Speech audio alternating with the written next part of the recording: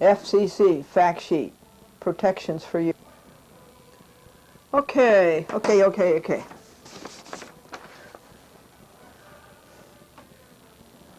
United States District Court. Isn't that funny how the light does that?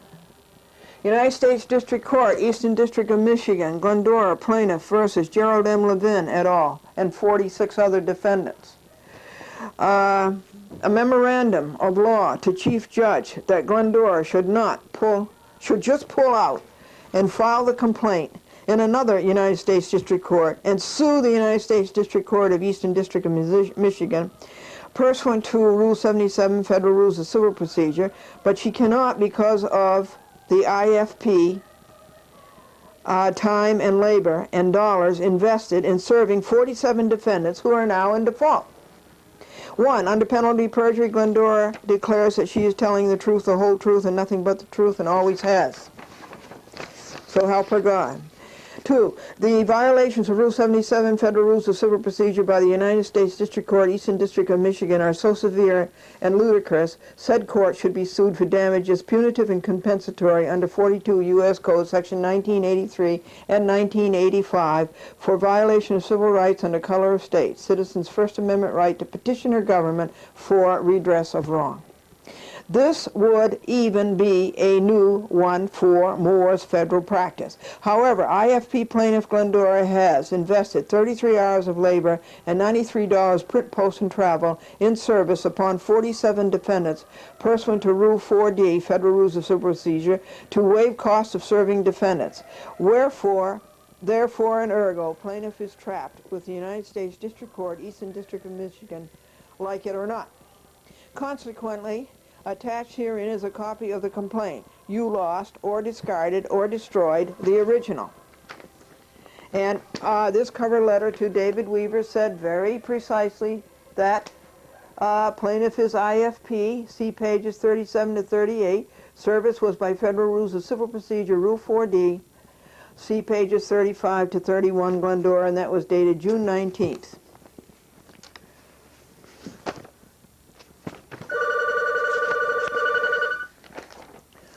Hold it just a second. Hello? Hello? Hello? Hello. Hello?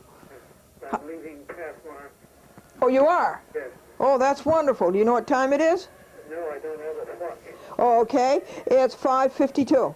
5:52. Yes. Okay, Lenny. 10 minutes to 6. Right. I'm so glad you called and told me. Yes. Okay. See, thank you. I'll see you soon. And thanks for doing the groceries, and I look forward to seeing you. With 2 canes. Oh, good. Good. I'm glad you got the other one. Okay, Lenny. Thank you. Bye-bye. Bye.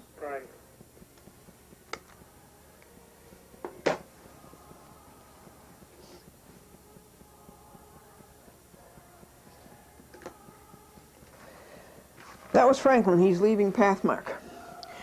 Who could miss Bob Hope's picture on the back? Yeah, who could do that and not remember that? Glendora implements all possible to wake up somnolent clerks who don't know how to read, write, and remember. Notwithstanding who could miss the IFP when it is the back page of the complaint. Additionally, when Glendora attached a second copy of the IFP under Weaver's cover letter, res ipso loquitur, Colby was fudging. Indeed, Colby has 3 fabrications in all. He's the clerk. You heard the audio tape conversation with him, 3 of them. Number 2 is a call to Glennie's telephone recorder that he doesn't know what happened to the complaint, that if it could not be filed, it should have been returned. Number 3 is Christie's message the same day on Glendora's telephone answering machine that Jeff said since he didn't hear from Glendora, Glendora was no longer interested in filing, and Jeff threw the complaint away. That could never happen in a district court. Further, when Glendora telephoned Jeff yesterday on July 28th, Friday at 3 p.m., his story then did not match any of the other three. Confronted with this, he ran away. 2930 is up, as you can see, and so this has to be continued on another edition.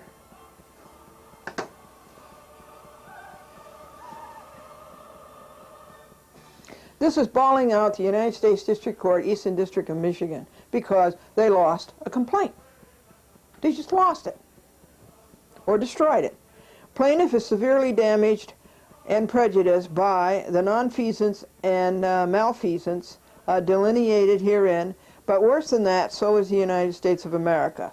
The least a citizen can expect is that her petition to her government for redress of wrong will be handled responsibly.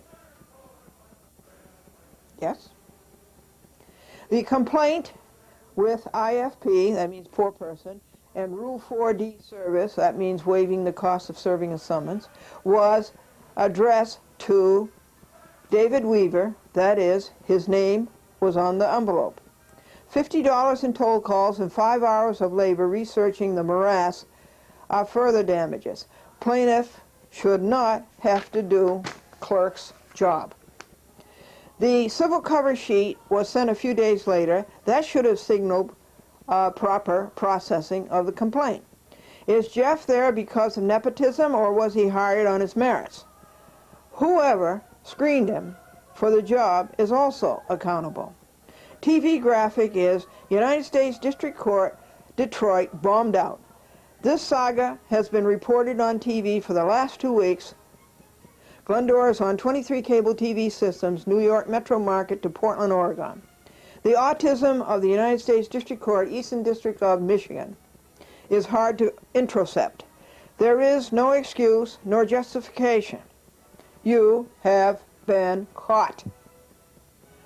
Add Leonidas Ralph Meekum to the service list for this memorandum herein.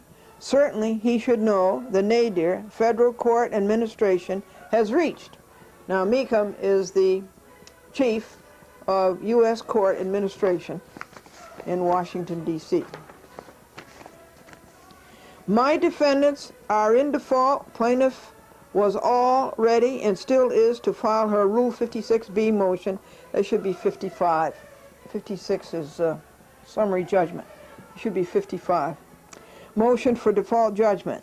It should be attached herewith, but plaintiff is exhausted by the United States District Court, Eastern District of Michigan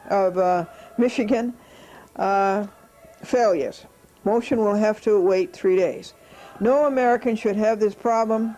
United States District Court, Eastern District of Michigan is funded by taxpayers to solve problems, not manufacture problems. You are a poor substitute for a United States District Court. You are too far away to picket, but you are not too far away to sue. Service list. To Zatkoff, he's the chief judge. To Weaver, he's the chief clerk. To Christie, who is in management in the clerk's office. Colby, who is the deputy clerk. The Center for Judicial Accountability Incorporated. Glendora's TV audience, that is you. Meekum, and who to sue. 8 sets, 12 pages, 6 sheets. White Plains, New York, July 29th, 2000. I think you saw a picture of Franklin and Glendora copying this.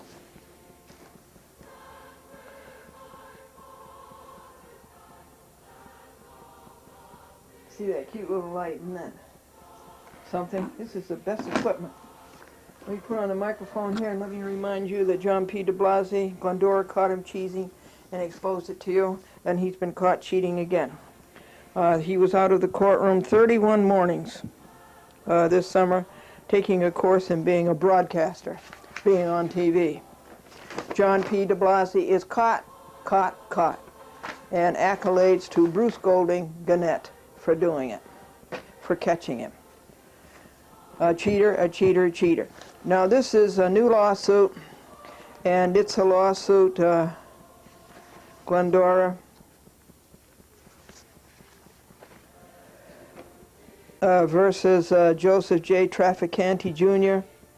Neanderthal, New York State Court Officer, number 1763, the Chief of Court Officer Security for Westchester County, the Chief of Court Officers for State of New York and the City of Mount Vernon defendants. And this is about going into the city building in Mount Vernon to pay a $15 parking ticket and being beat up by an insane court officer numbered 1763. And this is the complaint, and it's off to a very good start. And I write on it a half an hour a day. And so I think I'll wait until it's all written before I read it to you. That would be better than stringing it over several editions. This is the 10th program that we have videotaped this week. So that's enough just to mention it. Another new lawsuit is against the New York Law Journal, and those defendants are here. Just a second, folks.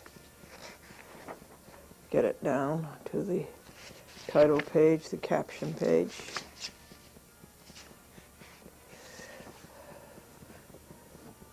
Haven't decided which court I'll file this in.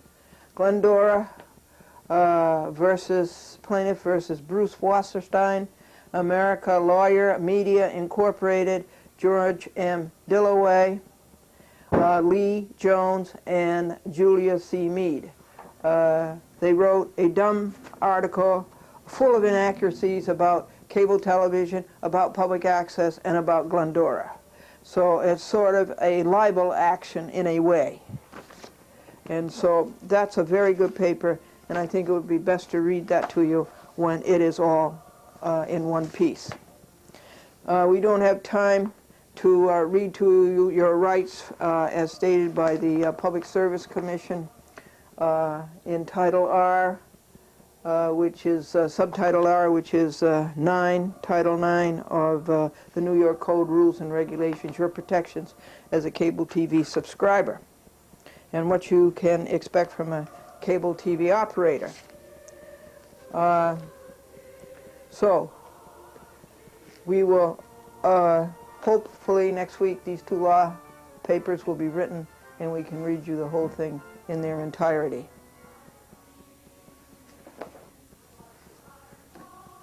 Keep the courage, Flaving. You are the public. You have all of the power. Wake up. You have all of the power.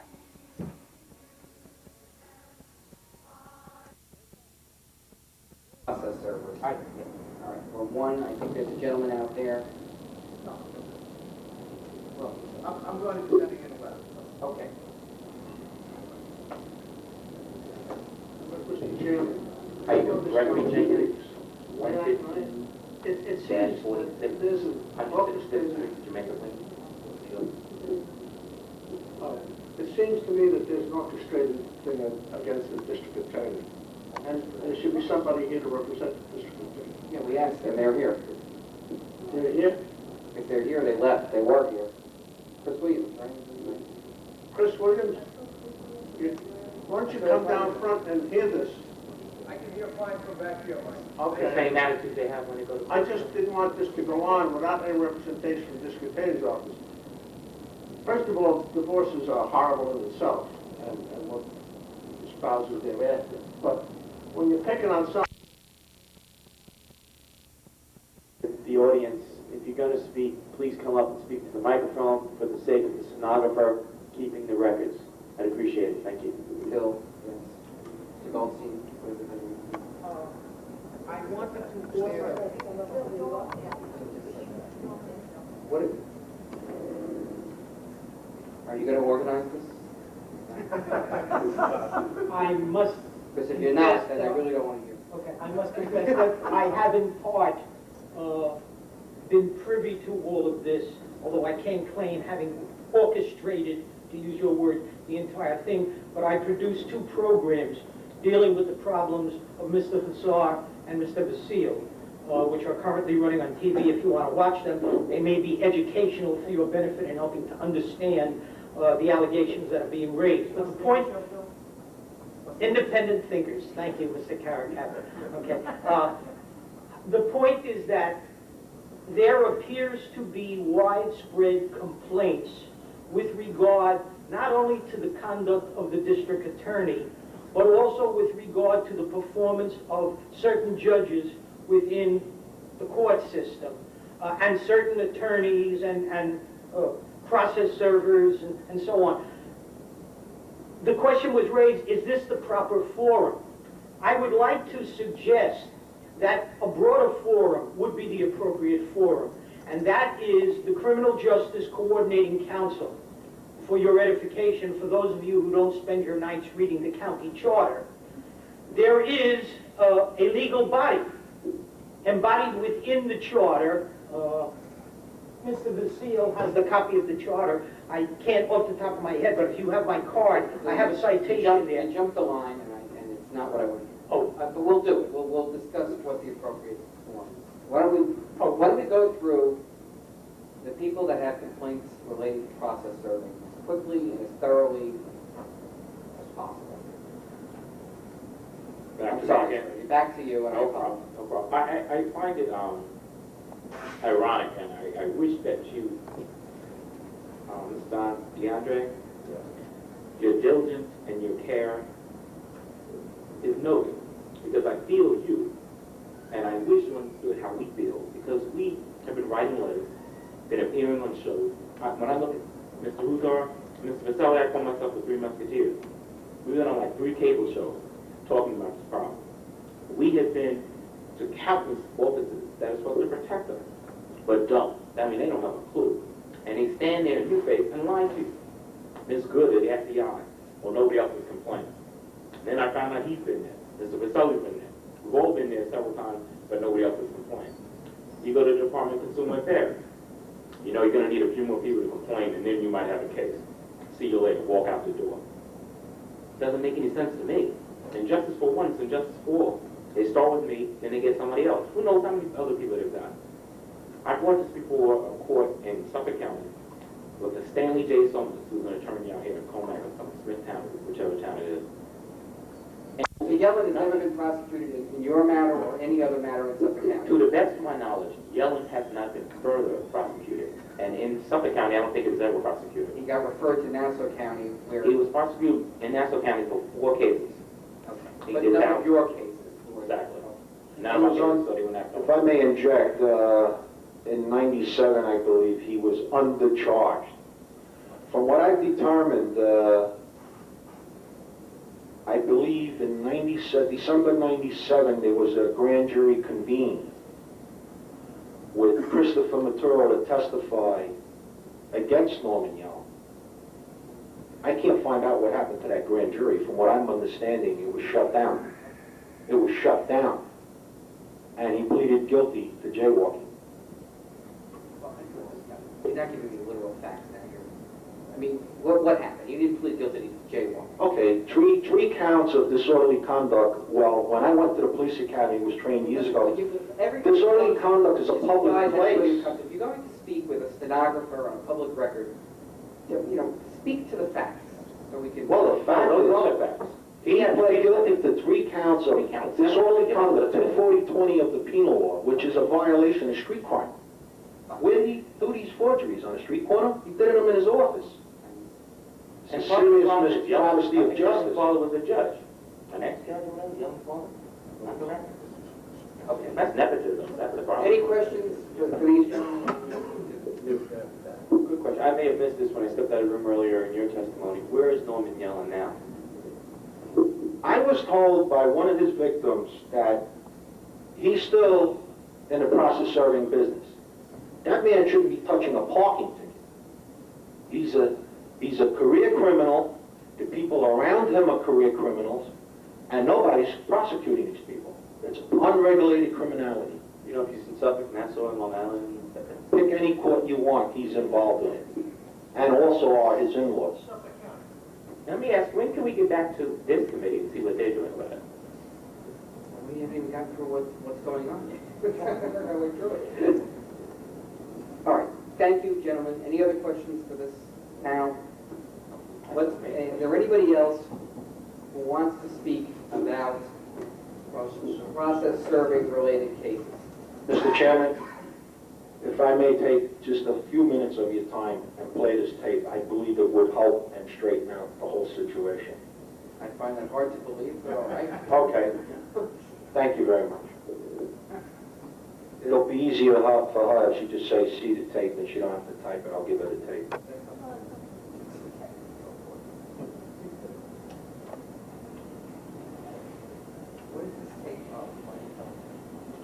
This tape is a conversation of, yeah, you'll understand it. Second 2000.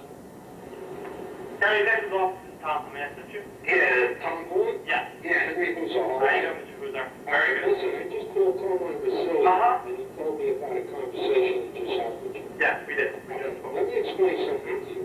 I've been to the Attorney General a year ago. Oh, the New York State Attorney? Everybody. I've been to the State Police, I've been to the FBI, I've been to the Attorney General, I've been to everybody. And I went to Cadison because I had criminal referrals referred to him by Ed Romaine and also Sergeant Robert Flood of the West Hampton Police. Okay? Yes, sir. This son of a bitch, Cashwell, is lying. Okay. I had asked for numerous appointments to come down. Let's get down, have a meeting with this. Let's get this and put a stop to this crime. They have lied to me. They have not set up appointments. They have not documented any further evidence. They have not documented other victims. And they are bullshitting you. They're bullshitting me, and I had enough. And I pulled down the Suffolk County charge. Okay? 4 times a year there's a crime commission that convenes. I've notified Gaffney on this. I notified you, your office, and everybody in there. I had enough. Your district attorney's involved in this crime. I had enough. I want a meeting with the commissioner of this crime. I want Gaffney to get off his butt and stop passing the buck to Forbes. Forbes did the right thing and referred this to the feds. As it stands right now, I've notified you people. I don't know how Are many you months clarifying in any way? nobody's made a criminal referral to the feds again, just like Cadison has now. Cadison is in this crime. You're getting a bunch of bullshit from the DAs in Suffolk County, and I have too. I had enough. I want this to stop. Not only for me, but the future victims and everybody else. And you sit down and set up a meeting and let me know who the commissioner is of this crime commission, and I want a meeting with him. I want a meeting with the PC. I've got enough documentation to show that the district attorney's been covering this up since '97. They tried to incarcerate me illegally. December 22nd, appoint a receiver of my property. Sir, can you hold on for just 1 minute? I had enough, Tom. I understand. If you hold on just 1 second, please. Oh, sorry about this. That's all right. Now listen, there's public officials that came out with this. Ed Romaine did the right thing. Pat Mahoney did the right thing and referred this to the feds. The feds are jerking this thing around too. Well, I had enough. Now I notified the Suffolk County Executive's Office, and you guys need to get off your ass and do something with this. I've been jerked around by the people too. Oh, we're very concerned, I haven't got any phone calls back from you guys. And you told me, you know, sorry, I just called you back this morning.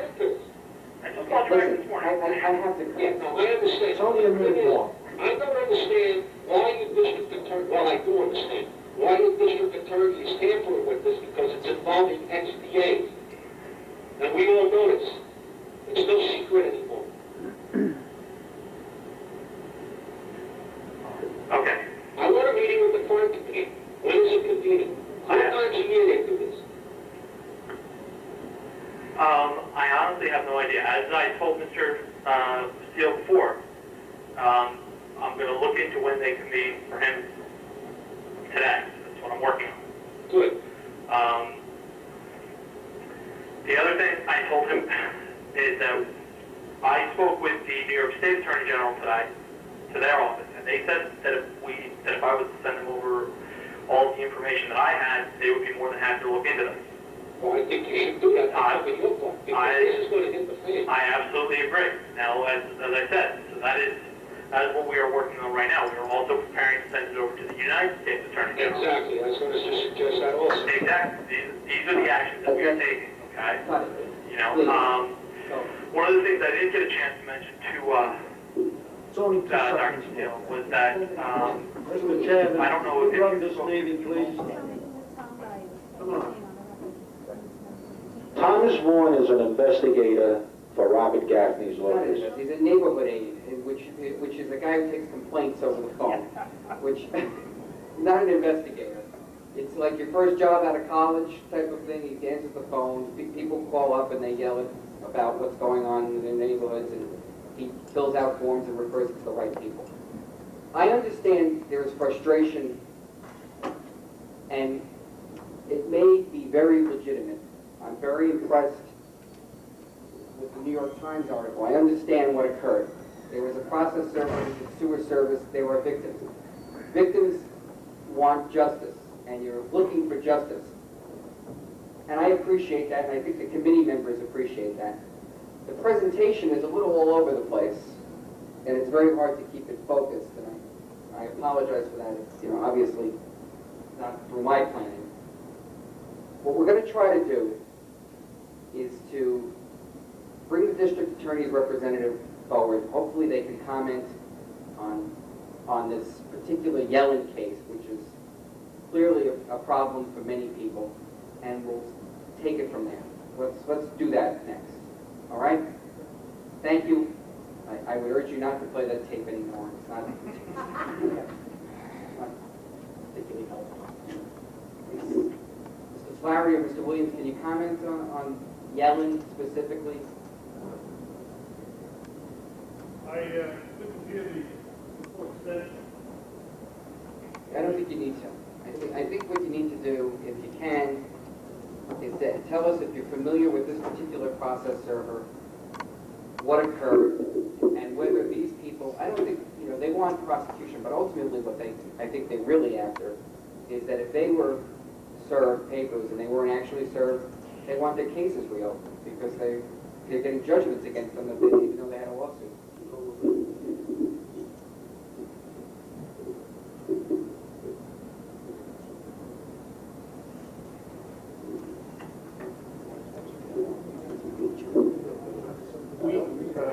We have some familiarity with the matter, and but I think it would be inappropriate for me to comment when my familiarity is really just in passing at this point, Legislator Bishop, and we will certainly inform ourselves as to the status of the matter within our office, and if it does not jeopardize the prosecution or conflict with any confidentialities, I'll be glad to report back to this committee. Would you engage in a brief hypothetical with me? If there was a hypothetical processor who is conducting sewer service, and he is found guilty and prosecuted, is there recourse for the people that were victims of the sewer service? There would be civil recourse for them against that server, yes. Okay. And certainly there would be criminal penalties attached to such a process if it could be proven and established in court. Right. And in general, if it could be proved and established in court that that a process server was conducting sewer service, your office would be interested in that and would want to prosecute that? Yes. Okay. Thank you. And I assume that at our next meeting, which is when? August 1st. You'll be back, sure, to report on tonight. I think that's all I could fairly ask. You didn't know this was coming down today, and I'll give you the eye. Thank you. Just on that Okay. hypothetical case, on that, what happens then within the case where the person is losing his house because he hasn't been served? Would that case be reopened? Again, Even if it's that not the aspect of it, statute of limitations? that aspect of it is governed by the civil rules, and it's outside of my role as a prosecutor to deal with that. I'm sure that one can reopen and set aside a civil judgment that was based on some underlying fraud. But that would be up to the individual and his private attorney to deal with the civil aspects of the case. On the criminal aspects of the case, if there was a question of the loss of out-of-pocket expenses to a crime victim,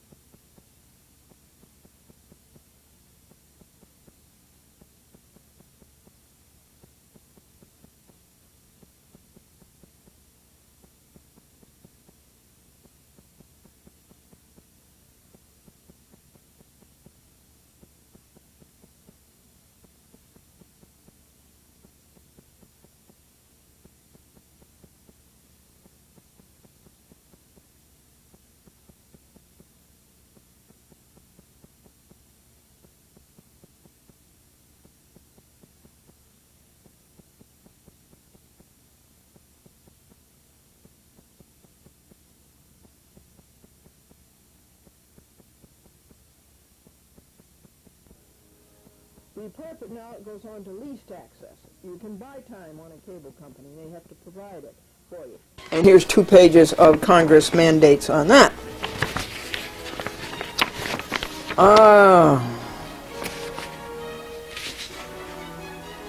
Do you watch leased access? Of course, on cablevision, it's hard to tell where it is or what it is or when it is.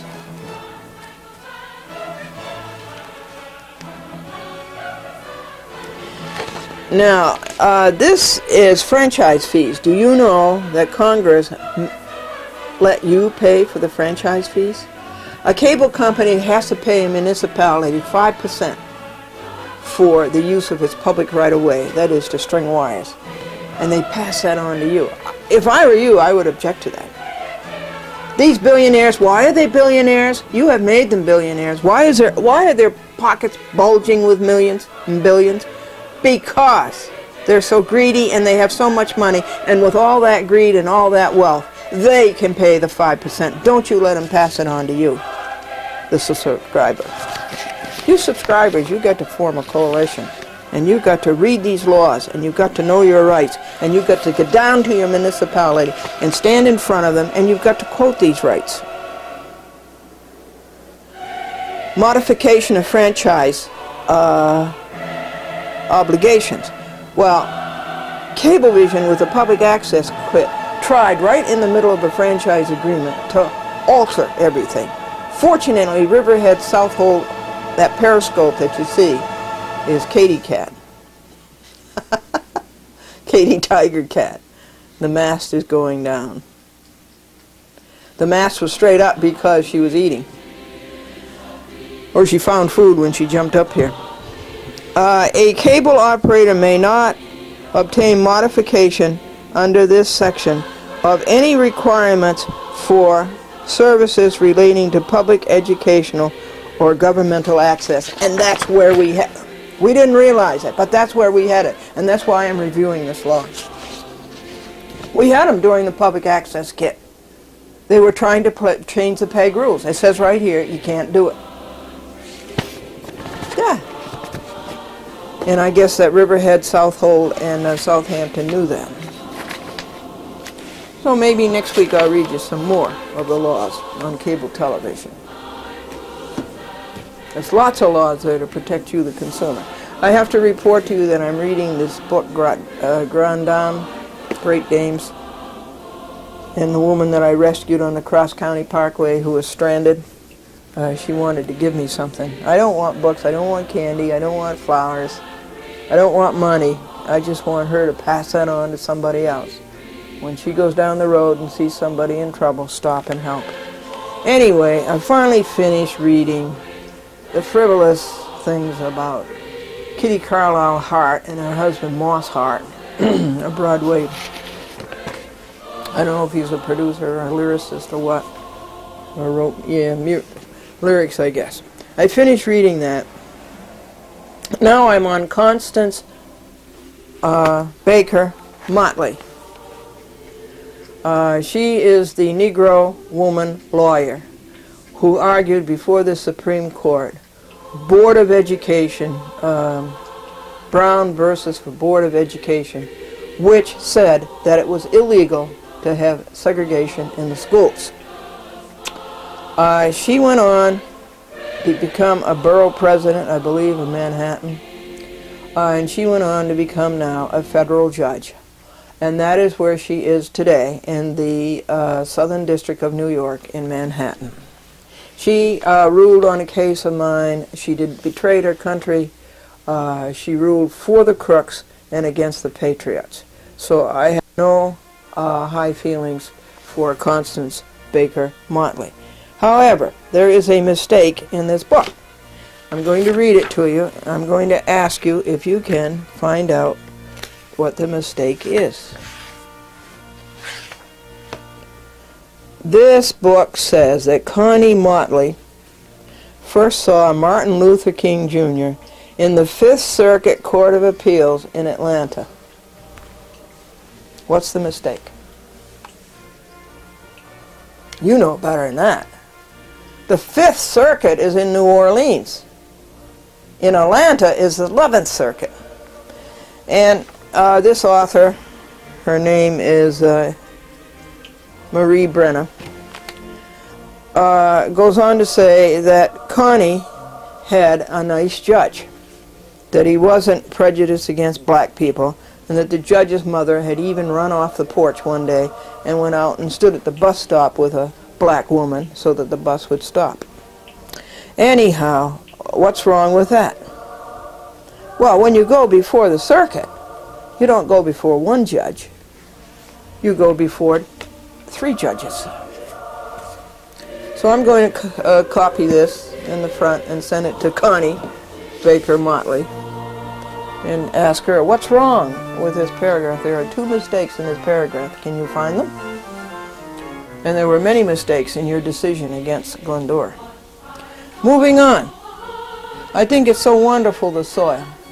I bury the compost every day. Compost is organics. Instead of throwing it into the rubbish, the garbage pail, I keep a separate pail. You know, bits of lettuce, bits of vegetables left over, anything that's organic. And I put it in the soil to enrich the soil. I'll never be able to pay back all the riches that the soil has given us, but I can certainly do that little part. And I think it's so wonderful. There the soil is. You put a seed in it and pop. You've got the most beautiful creation, a plant, a tree, a flower. And so I admire that, and I praise God for that. And of course you have to add air and water, and you have to add light. But these are all wonderful creations of God. So I just wanted to mention that to you. We have a vituperation of the United States Supreme Court by Gene Krasinski coming up. I hope it makes this edition.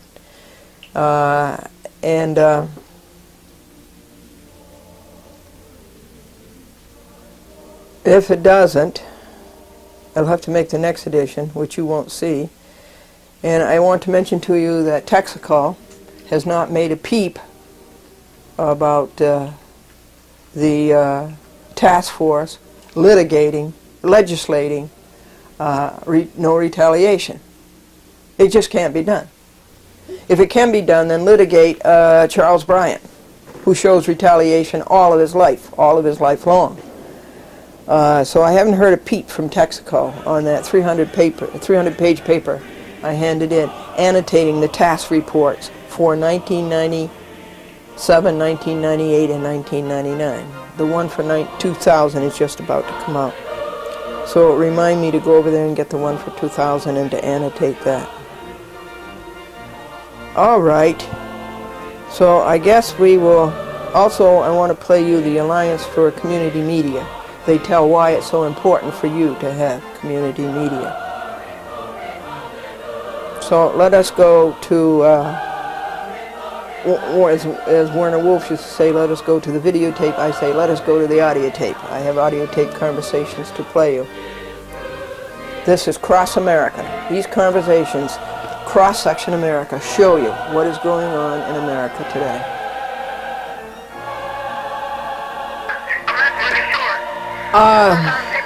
This is the Ruiz family, the people who had Rocky and were so mean to Rocky, and took him to the pound to be killed, and I rescued Rocky. But I call up and I remain friendly to those people, and I called up to find out about Berlin, and she's in Mexico. Okay, that's report number 1.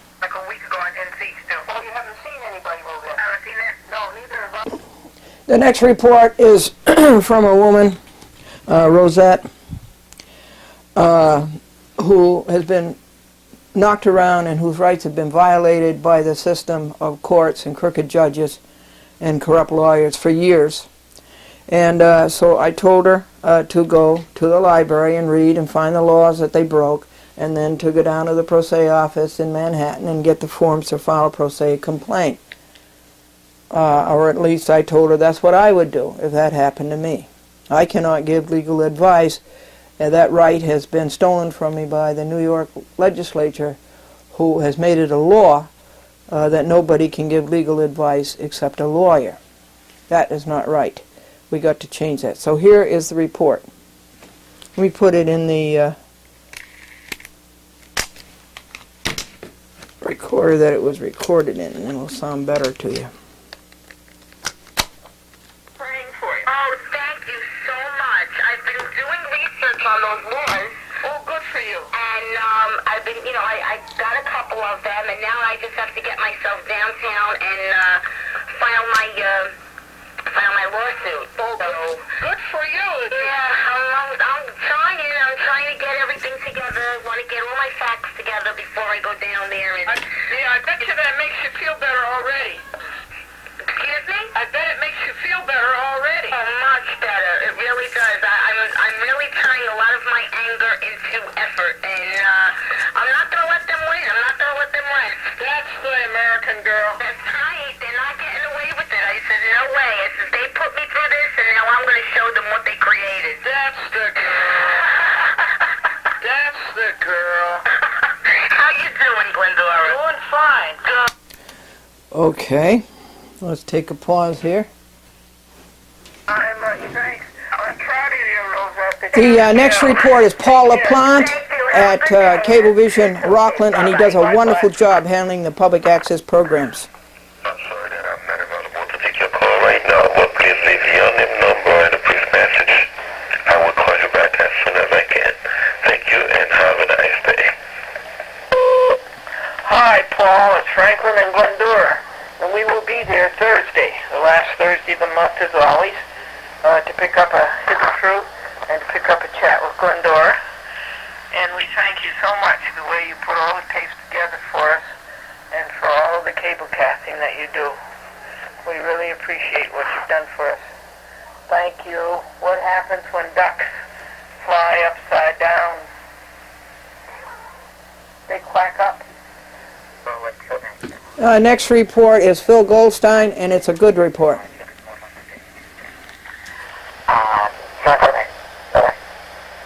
Who was that? Somebody wants to make a contribution.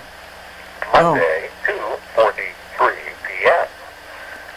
Glendora, this is Phil Goldstein. I just got your copy of the motion that you sent me. I want to inform you that John Figliosi called me this morning to inform me that Cablevision was in error and that he had contacted them with regard to the 13 weeks rule and that it was negated and that nothing is in fact in effect pending the resolution of the PSC's discussion with Cablevision with regard to their improper action. So just wanted to give you that update. That's great. Cablevision can't go through with that foolish 13-week renewal all the time and having a local sponsor sign it and take the responsibility. That is a terrible thing. Oh, good. I mean, they're taking the local responsibility. But this is great that the Public Service Commission told Cablevision they couldn't do it. Okay. Let me cue up the next report. The next report is a fight with Shirley Bruno. Shirley Bruno is in charge of the public access in Great Neck, a little bit of Manhasset, and this happened when I handed in my tapes on the last...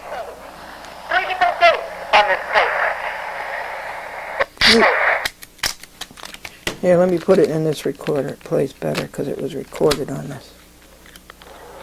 It had one date made something, then it changed on the screen to make something else, then it changed to another date. The operator that played it said, when do I start the tape? It had no bars. He didn't know when to start it. There's a person playing a tape, not a machine. And they visually cue the tapes up. And if the tapes have bars and tone and you're a pain in the neck. Those are the standard rules for cable cast. Okay, can I have my tapes, please? I want to go to Queens. Okay. So review that. It had 3 dates on the front of it. How can you play that so? Did you ever pay attention to the content of these programs? That it's standing up for America's rights? Did you ever? That's what's important. 3 days, 30 seconds too long. That's not what is important. What is important is that these are standing up for free speech. Okay, listen. If you want people to listen to what you're saying, then make it clear. I don't have to ask you for people to listen to what I'm saying. I get 41 calls per program, so I'm not in any destitution for viewers. Well, the viewers here, what is important is they don't understand what they're watching, and they're calling me and asking. Well, I want to hear those calls. I want to hear them. Produce them. Okay. What is important is the content and the fight for rights. And you come up with... Nobody's listening to your message if it's not on correctly. Don't you want it correctly? You can't. Would you like it if nobody could see the program? I just gave you substantiation. 41 calls per program. I'd like to see that. Well, then watch the program. They're documented. They're documented on the program. They're played on the program. But you don't care about content. All you care about is little trivia. I care that the audience sees what you're saying.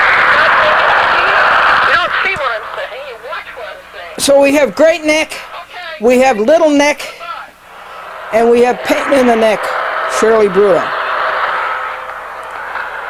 And she even said she wasn't even going to cablecast the program, and boy, if she does that, she will be sued on the spot. Time out for the next report. Next chat with Glendora. Franklin called his brother, and the doctor had just come in and told his brother, that his name is Lawrence, that he had cancer. Cancer in the pancreas, in the liver, and it had spread to the lung. Folks, this happens to all of us. It's going to happen to you, it's going to happen to me, it's going to happen to Franklin. And Lawrence said, I have had a good life. I have had a wonderful life, is what he said. I don't know how much longer it's going to last.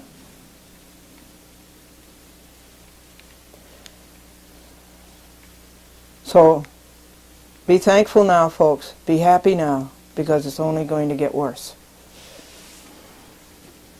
Now, Larry could live for another 10 years. Tom DeLuca told us about a man, the doctor said he had cancer and he was going to die in a month. Well, he's still living, and that was 10 years ago. Be thankful and cheerful and happy for what you have now. It's only going to get worse. This is a report to Lori Galgano that all of the big fight about her losing the Tuesday afternoon editing and my not having the Tuesday morning editing because I called 30 seconds too early. That great big fight, all because the person wanted the Tuesday afternoon editing. They took it away from Lori, gave it to somebody else, and guess what? I was there until 3:41 p.m. and the person who took the Tuesday afternoon editing never showed up. Things are not right. Things are not being done honestly down there.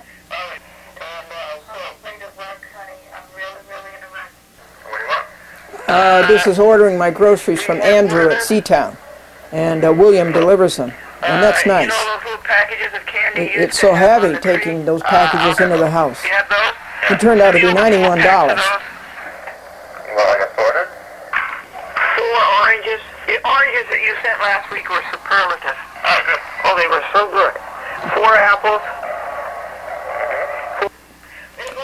Conversation with Diane Bennett. There's a light missing down in the hallway at Lynbrook. That's dangerous.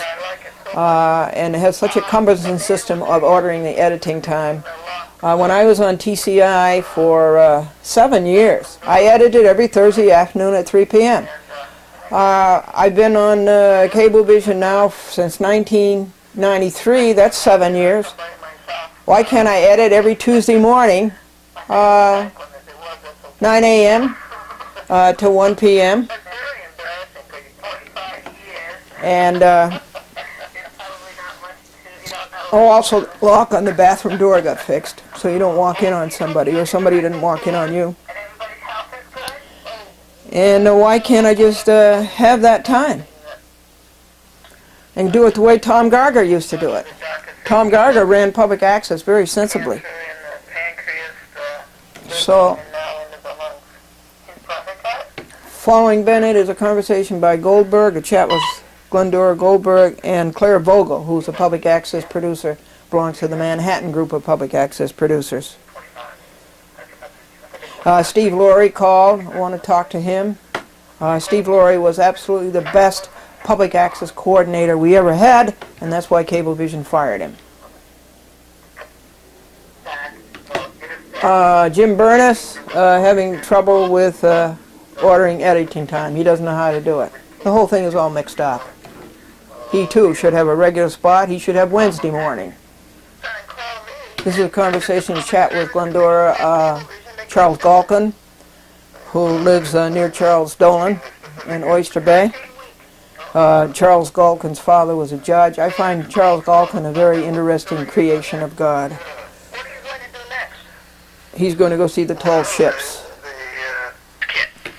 This is a conversation with Tammy at LTV. LTV in the last month has fallen apart, I believe. They don't return the tapes. She told me she had 10 tapes piled up, not cablecast. And I sent her the public access kit just as a matter of information. They don't come under it because they're another third-party corporation running public access. And she said she never received it. So I'm having a little problem here with LTV. I hope they shape up. The program there is supposed to be at 6:30 on Fridays after the council meeting. So let's hope that irons itself out and be a smooth operation the way it was, Tammy.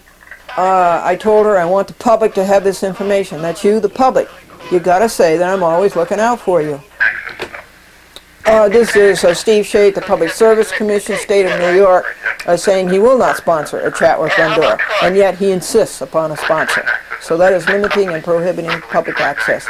This is in Forest, Troy, Schenectady, and Albany. Will you be my sponsor up there? I'm not going to do that, but you can find somebody. I don't want to do that. But well, you find somebody for me, because I don't know anybody up there.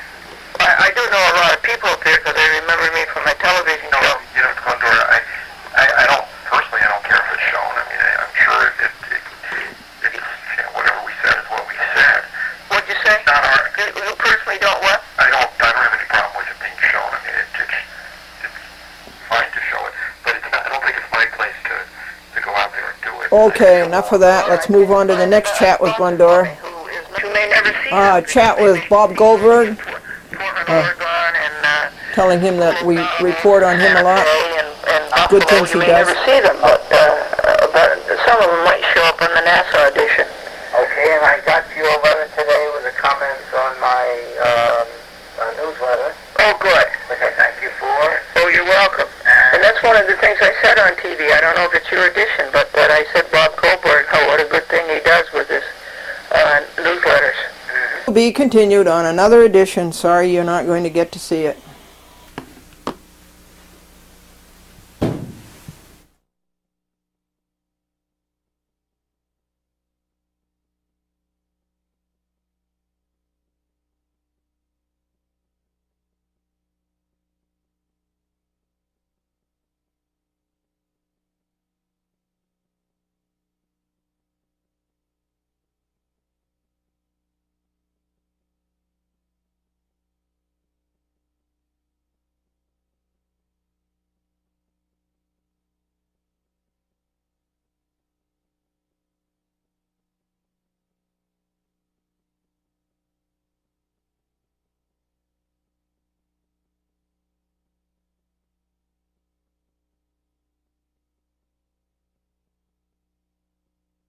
Got the message, but that would cost $300. Sorry that there's so much evil to fight that it leaves no time to take care of these things. Okay. Just taking the chance that you were in. My number is 914-949-9495.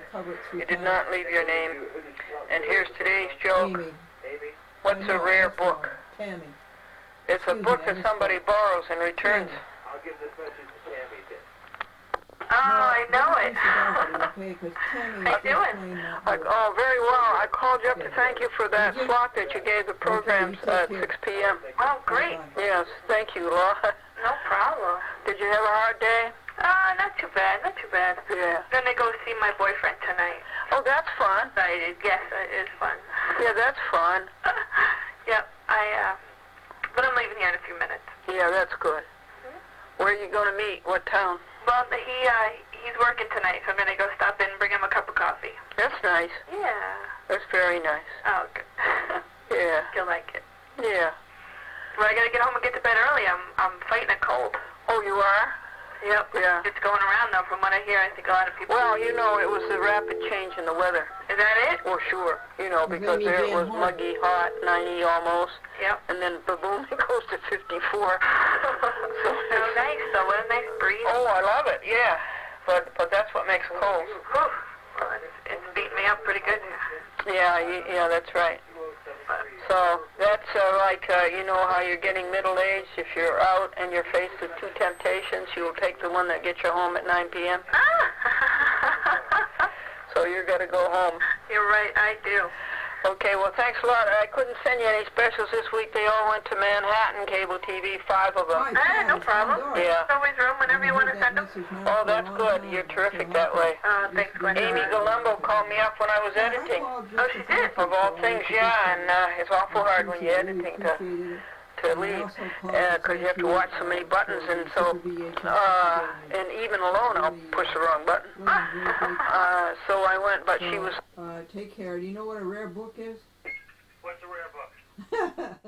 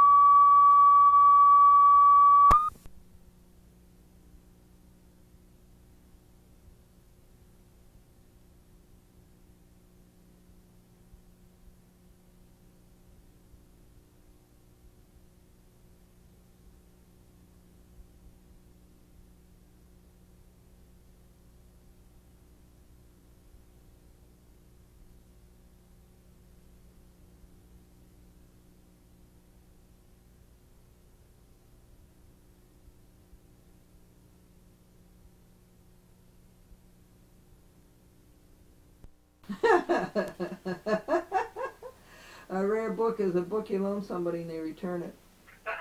You're not kidding. I can think of a couple of rare books that I've had. So the import is that you know how much I appreciate what you did for us. Oh, I appreciate that. Thank you, Glendora. Yeah, you're really terrific. Amy Galembo called and said, good news that Hop Hog has their own channel now for public access. Oh, terrific. Yeah, channel 70. Excellent. Isn't that great news, huh? That is good news. Yeah, I feel sorry for those people struggling with that over there. So she's No very, longer. yeah, she's very, very happy. Okay, Pat. So I appreciate the Super VHS you gave me. Sure. Look forward to seeing you on Tuesday. Yeah, are you going to be in Tuesday morning? God willing, I will be. Oh, really? I thought that would be Rob because Wait you. a minute. You're right. Actually, I'm just. You know something? Well, let me not be premature because we may have to swap, and I'm not sure. Oh yeah, okay. Well, there is something in the good. works, and I have to talk to Rob That's about. good. So. You know, I know how you heard about Rob putting the CD from Line Out. I think you must have heard it because I write on the sheet. You know the sheet you give us to sign? Uh-huh. I write down all the things that happen, all the good things that happen. I must have put it down there and you might have read it. Oh, he mentioned it to me as well, because like I was saying, he sometimes likes to kid me, like to one-up me about something I didn't know about. And Yeah. It's true. Right. I called Rich Ruggles to tell him, but Rich wasn't in, but Mike, Rich Benevent answered the phone. Mm-hmm. And I told him if he would ask him if he would please tell Ruggles. Yeah, I'm sure he knows about it. Yeah, so I think that's a really good thing. Yeah. It was too bad. Of all times, I should never have forgotten my CD, so I couldn't really test it out last Tuesday. That would have been a moment of truth. But Well, yeah, I actually tried similar things. I have a CD player like you have, and there was actually a port on the side of the machine that I never plugged into, and it turns out that it was actually an additional output. and it was And good. it was a hot signal. It was a loud, fairly strong signal. Oh, good. That's what we're looking for. Yeah, That's marvelous. yeah. Try Like- something new every day. Yeah. Something else went through me. Oh, do you read those things that I write? Oh, from time to time, yeah. Yeah, that's good. Yeah, you put them in the comments. Yeah, that's good. Hmm. I think it's interesting to get people's comments. Hmm. Well, okay, I'm really happy for us all that about Hop Hog. That's good news. Well, thanks for the update. I appreciate that. Okay, Pat. Bye, Midnight- Mr. Franklin. Yeah, we'll see you Tuesday. Maybe you'll get in later and we'll see you. And to the kitties. Oh yeah, the kitties. The kitties. I'm so sorry that you missed Ginny going in the Oh, one car. second, I'm sorry. What'd you do?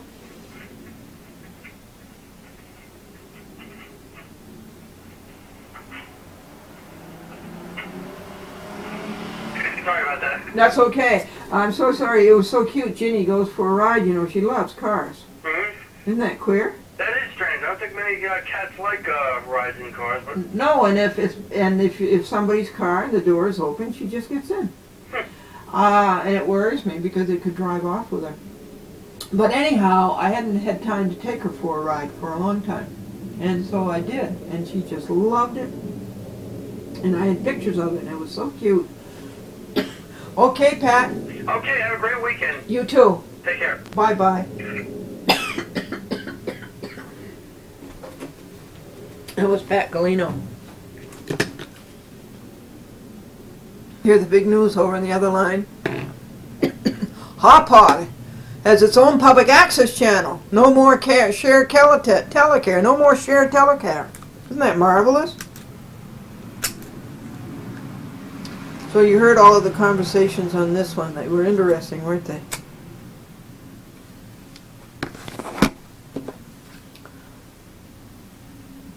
It's 4 o'clock, everybody. I get to eat. I fasted all day up until 4 o'clock, and this is the 5th day. Oh boy, eat time.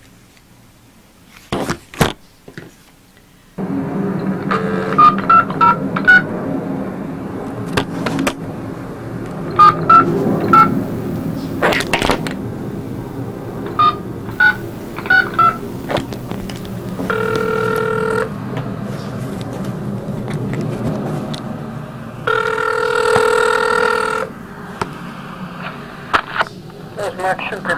This is 206-728-1962. Please leave a message and I will get back to you. Please wait.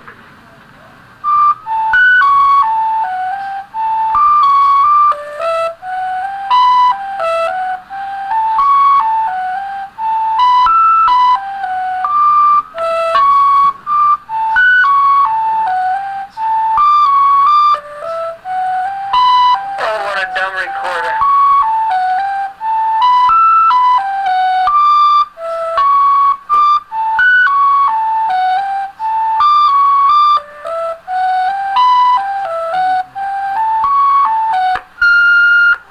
That is such a dumb recorder.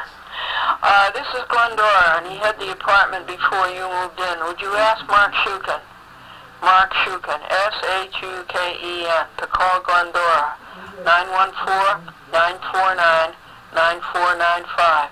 I need his new number, and I'm his friend and admirer. Please give him. Thank you so much.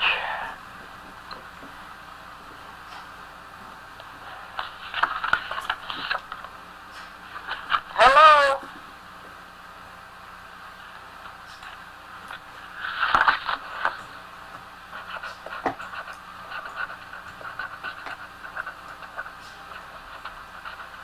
Franklin is back.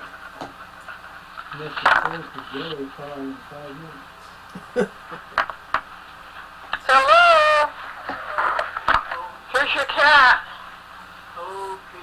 Hello, Katie. Is that a hello, Katie? You blink your eye? One blink, right? That's hello?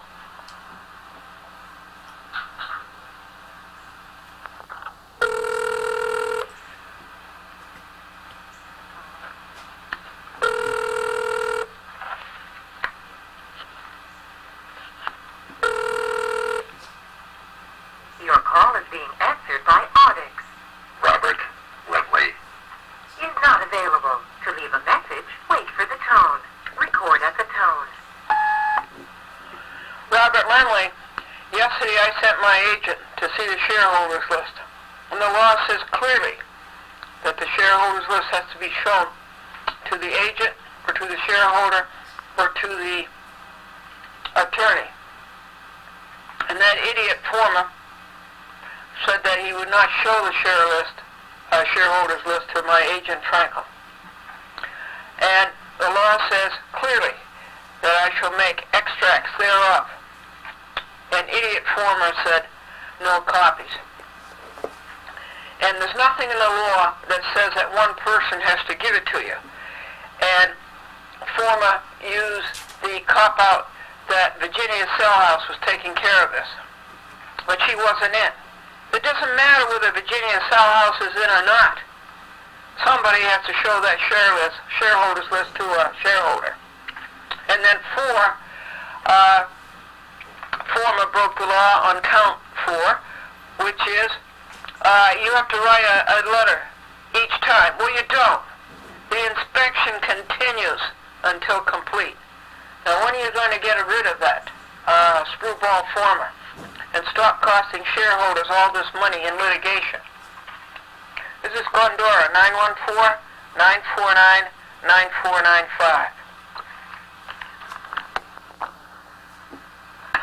Hello, you have reached the chambers of Justice de Blasi.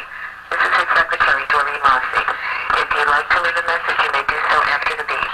If you are calling about a case, please be advised that you will need to speak to the party clerk, Janet Shield Jackson, at 285-4027. Thank you. When you have finished recording, you may hang up or press 1 for more options.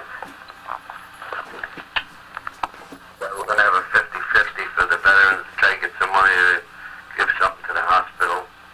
Oh, that's good. That's where we're at. Benny Which DePass. hospital?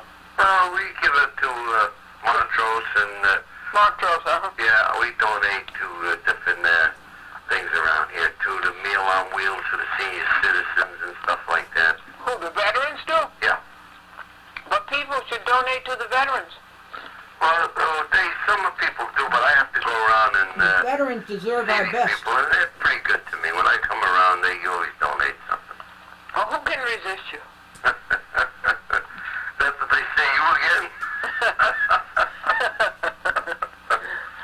What are you doing that's exciting for TV? Oh, good. I'm really aftering those crooks. Good. Getting after them. Will you turn on channel 45 and see if the audio and video are okay?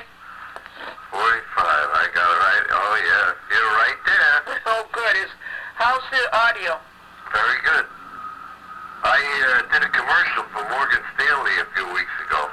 Really? Yeah. Harrison, Port Chester. Oh, that's good.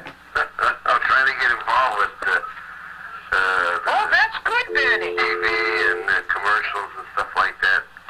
Oh, I belong to this outfit at White Plains, and they've been sending me to different places to try to get me involved with TV and stuff like that. really? Oh, hi, it's Glendora. Oh, you're good on TV. So, we're trying. Oh, he's not Yeah. there. Okay, You're we'll be looking over to pretty pick good up the yourself. car. No. No. Well, take care of the veterans for me, Benny. You know I will. Yeah, my husband's a veteran. I know it. You take care. Thanks for calling me. Yeah, I gotta try to get him some. I gotta try to get him to do something about the veterans. Okay, Benny. Take care, dear. Bye-bye. How much is it? Okay. All right. No.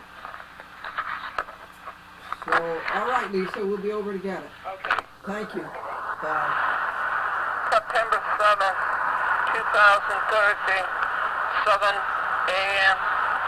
Actually 6:55 a.m. on the Beacon, on the way to the government center. for oral argument. Raise your cap and stand up for America. Just a few memos. Federal courthouse hasn't had any handicap parking. Depressing seeing New York Police Department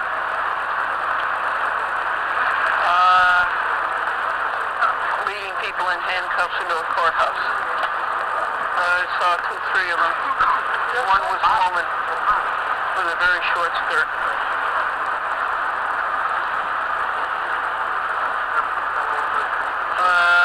What did we do down here? We looked around for a parking space, looked around for a parking space. On Mott Street, on Little Street, on Canal Street, on Worth Street, on Lafayette Street, on Franklin Street. A municipal parking lot here charges $4.50 for an hour. Can you imagine that? That's 10 quarters. No, 18 quarters, right? Yeah, 18 quarters for an hour. So I'm waiting around here, and it's 9:24 p.m.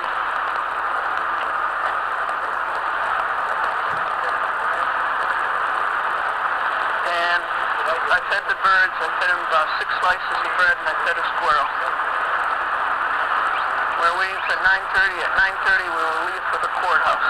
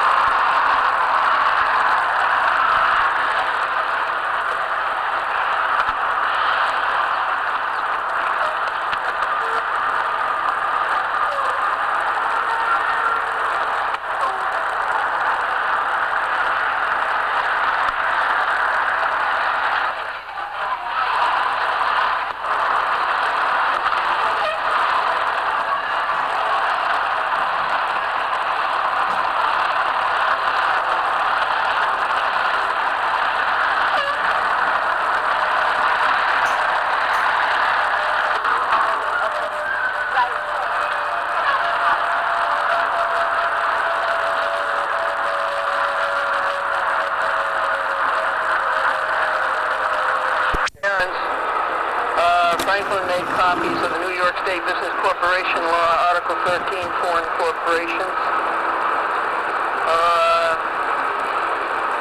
Minus Premed, minus MedCreate.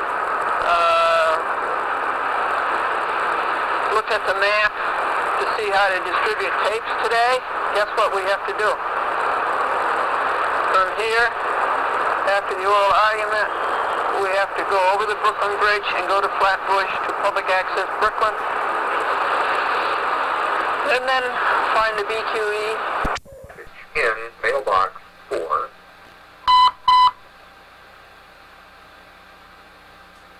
Mailbox 1. Tuesday, 11:47 a.m.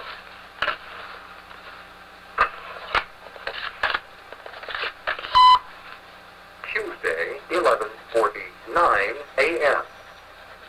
This is a message for Glendora from the Ethics Commission for the Unified Court System. We understand you're interested in public inspection. If you are, please call 212-428-2899 tomorrow. Thank you. Bye.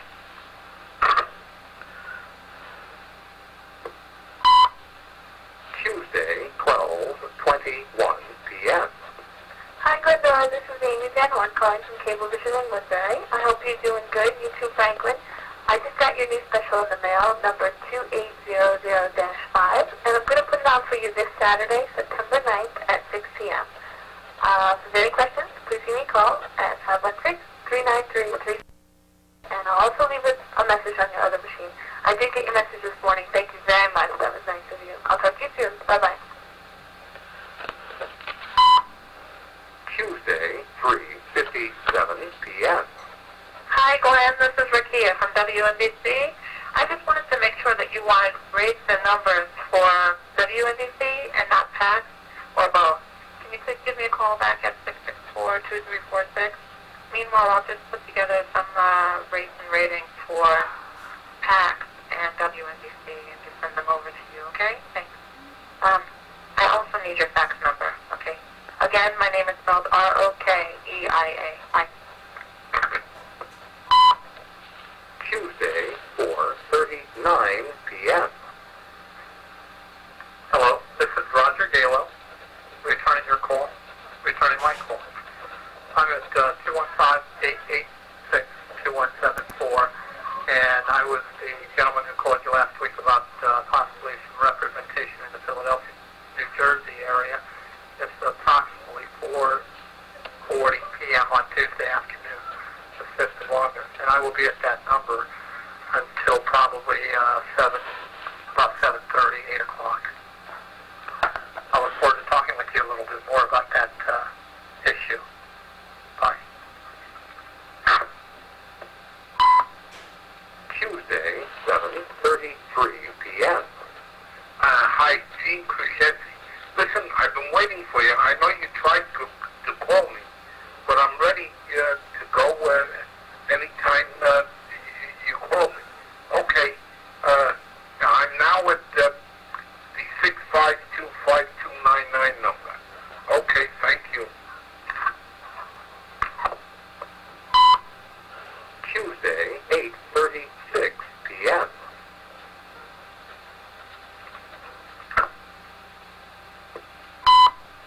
End of messages. 2, save all messages. Hang up. 2, delete all messages. In a mailbox, press 3 and then the mailbox number. Messages deleted. 2, save all. Saturday, 8:48 a.m. End of messages. Messages deleted. No messages. In mailbox 3. 2, save. Tuesday, 12:25 p.m.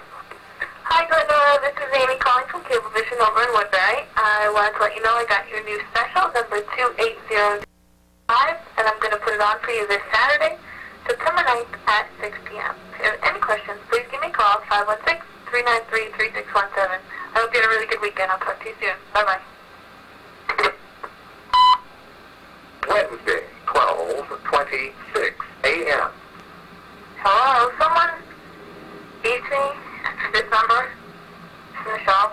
She's out to lunch. May I take a message? Oh, she doesn't need lunch. Yes, please. I just wanted to thank her for scheduling the special on Saturday night the 9th. Okay. I appreciate that. Alrighty. I will pass that along. Okay. And, what is a rare book? What is a rare book? It's a book you loan a friend and he returns. That is true. Okay, Bob, thanks again for all you do for us. Oh, you're very welcome. Okay. Have a good day. You too. Bye-bye. Bye-bye.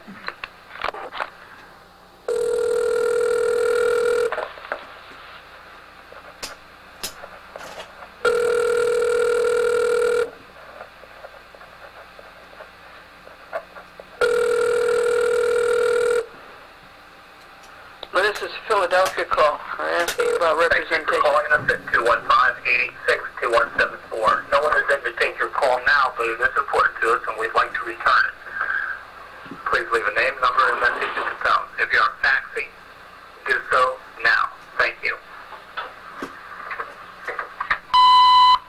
Hi, this is Glendora, and I'm returning your call. My number is 914-949-9495. You asked about representation, and I don't know what that is about, but I'd be happy to talk to you. Joke of the day. What do you call a rare book? What is a rare book?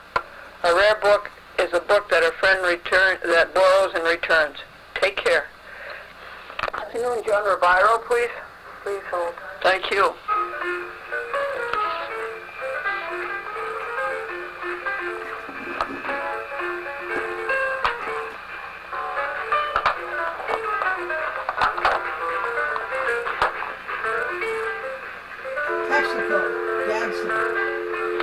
Good afternoon. Can I help you?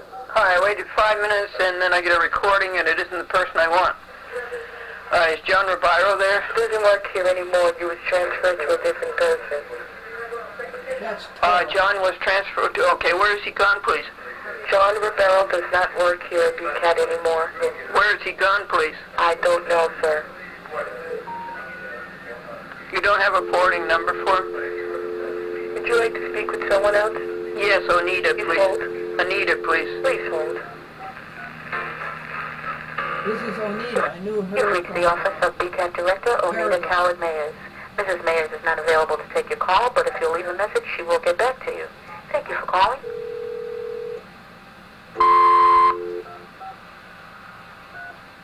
Hi, Onita, it's Glendora. Thank you for cablecasting a chat with Glendora. Can you tell me the whereabouts of John Ribiro? Where did he go, and do you have a forwarding number for him?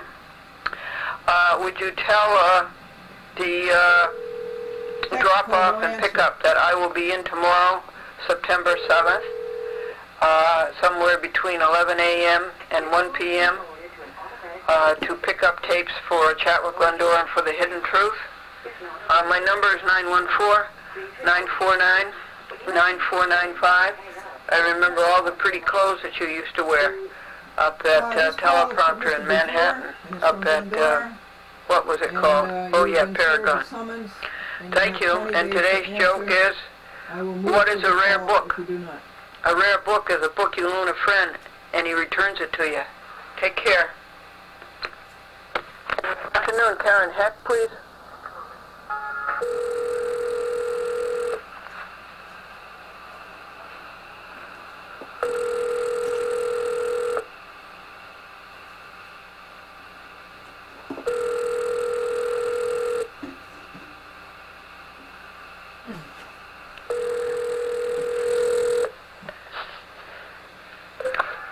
You reached the master control department.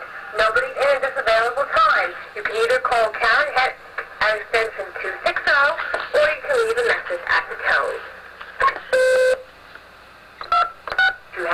I will transfer you to an operator. Please hold.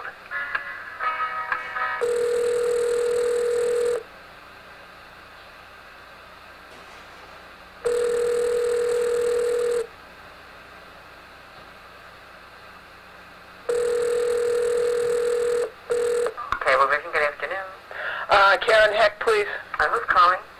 Well, I asked for her before. Yeah, I know, but she's not here. Okay, well, You want to leave a message for her on her machine? yes, what's her extension? 260.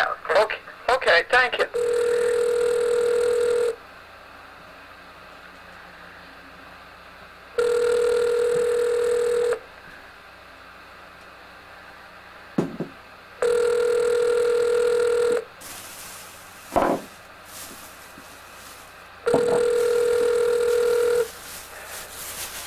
This is nice lunch I made. You reached the master control department. Nobody in this available time. You can either call Karen at extension 260, or you can leave a message at the tone. Karen Heck, it's Franklin Glendora. We miss you. You were the best. Will you please call us at 914-949-9495? If you are satisfied with this message, press pound. To review, press 1. Re-record, press 2. Append, press 3. To cancel, press stop. Why does the telephone answering machine interrupt our message right in the middle? Will you call us at 914-949-9495? And we'd like to know if you would sponsor us in Morris and in Bergen, a chat with Glendora, as it was in Yonkers. We thought you were terrific, and it's just not as much fun. We like Brenda, of course, known her for years, in fact, longer than we've known you, but it's not as much fun not to see Karen Heck. And you have 2 babies now, we think. And I'm glad you went back to work for Cablevision, although it wasn't in our area, but it's nicer for you, closer to home. And what is a rare book? A rare book is a book you loan somebody and they return it. Take care.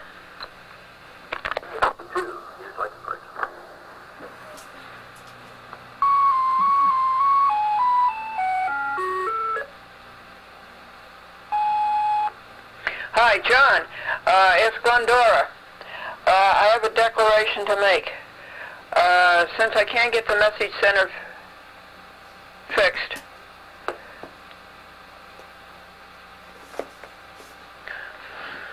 Must be John at the Lincoln firm. Cut off. I'm doing Friday's telephone.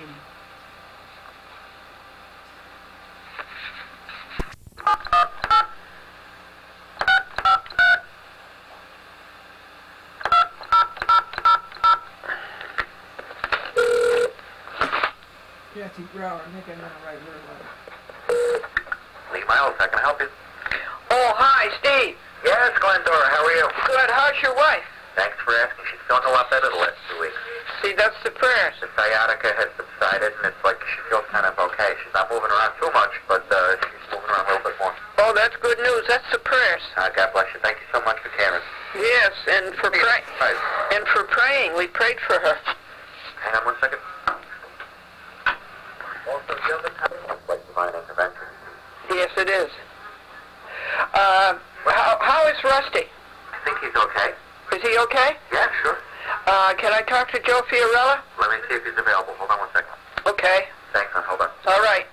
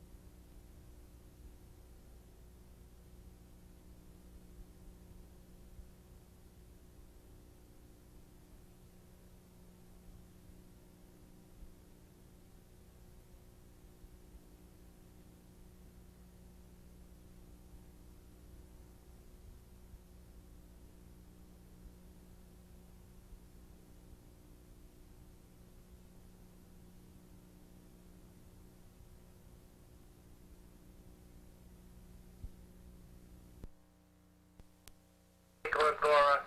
Had a Glendora joke all written down. I didn't bring it with me. You did? I hate that name. I remember when somebody told me once, and I said, I gotta write this down for Glendora. And I put it on a card, and I don't have it with me. And you forgot it? Yeah, next time, I'm gonna put it in my wallet. This way, when you call impromptu like this, I'll be ready for you. That's nice, Joe. I got the hoodliner put in. Good. I got to Ackerman to do it. Ackerman got material that they use on the new cars. And so he put it in, and it was $50. Oh, that's great. Well, it is, because Lincoln Mercury out in Hempstead wanted $170. Yeah, it's easy.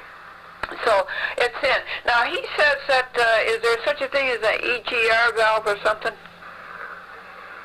ECR? EGR? There's something called an EGR, yeah. Solution system somewhere. Yeah, EGR. Okay, he says I need a new hose because it's blowing oil up onto the new hoodliner. Can you order one for me? We'll come down and put it in. That's an emissions thing. We wouldn't do that. Oh, you don't do that? You don't do that? No, that's an emissions thing. That could throw off the emissions. EGR valves on Lincolns, I think are part of the, I think they're tied into the exhaust system, but I'm not sure. If you give me a little time to research it. Okay, it's he showed it to me. It's up near the breather. Yeah, but it might be tied into the exhaust system. You know, into the manifolds. Oh, yeah? Where it has to be done by a guy who does exhaust work. But I don't know. I'm still against them. You're about the most exhausted person I ever saw. Yeah. That's no joke. Okay. Okay, so let me do a little research on it, and give me a call back tomorrow, and I'll be ready with my joke and tell you what the EGR is all about. Yeah, I'll call you back when I can. I don't think it'll be tomorrow. I know your schedule, Bob. All right, because I have to go. For you. I'm going down before the Second Circuit before 3 judges and argue a case. Oh, good luck. And then I go to Brooklyn and Queens to hand in my program back up to the other side of the Bronx. Oh, boy, you're busy. And Yonkers and Manhattan, too, so I may not get around to it tomorrow. Yeah, whatever. Okay. I'll be ready for you. Oh, good. How is Rusty? He's fine. What did you say? He is fine? He's fine. I keep asking for a home Franklin. That's about Rusty. I asked about Franklin. No, Franklin is good. My dog is good. Good. Out of the head for me, and I'll see you tomorrow. Okay, now I wanted to ask you something else. What did you think of the lawsuit I wrote? Oh, that was great. That was real entertaining. Yeah, good, huh? Yeah. Well, it's true. I wrote everybody's name in there. I was going to keep them in my wallet, but dropped them when they're giving me tickets.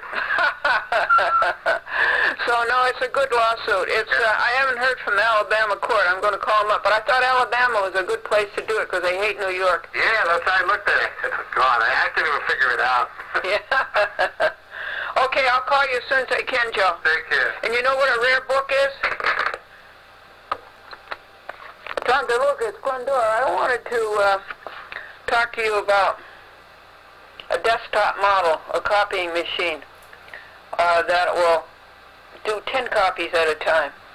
Mine is a wonderful machine and still is. It does just 1 copy at a time.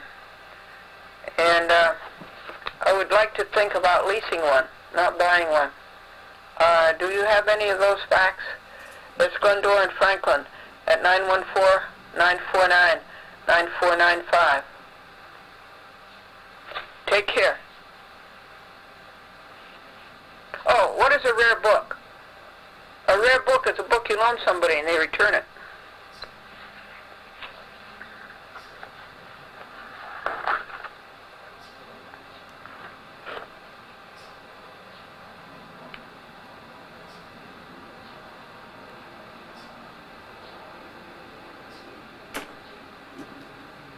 You today? Good, thank you. Thank you for the... Can I take a message? Okay. Hi, it's Tom Rogers here. It's Glendora. Oh, hi. I'm afraid he's not. Can I take a message? Yes. Could you please call me? Okay. How are you today? Good, thank you. Thank you for the book you sent me. Oh, you got it? Great. And I read it, and it took me 2 or 3 days. You don't do any television, huh? There's a couple of satellite TV. Uh-huh. We have a Channel 1 network. That's right, yeah. Goals, but news in New York City? No, it's actually broadcast directly into classrooms for... Oh, it's not the Channel 1 that does the news? No. In New York City? No. It's for classrooms? Yeah. Yeah. Well, it was an interesting book. I was glad to see Vegetarian Times because I'm a vegetarian. Oh, really? Mm-hmm. And so I was glad to see that. Yes, my number is 914 949 9495. I can't tell them what it's regarding, or? Was it regarding? Yeah. Well, we've been friends for quite a few years. Okay. So, no, it's... All right. It's just, All right. I'll pass the message on to him. just to call one friend to another. How is he? How is Tom? Oh, great. Great. Very busy, but very good. Is he all tired out? Oh, he's very busy, yeah. Yeah. What's going on? Been non-stop.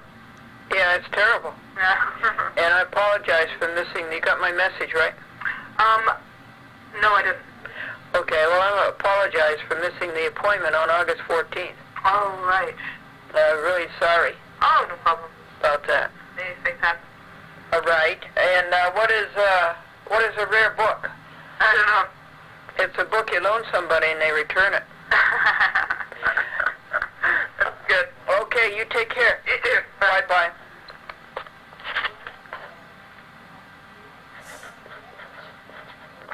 Let me get my breath because I ran in from outside. Oh, okay. It's a good day for that. Yeah.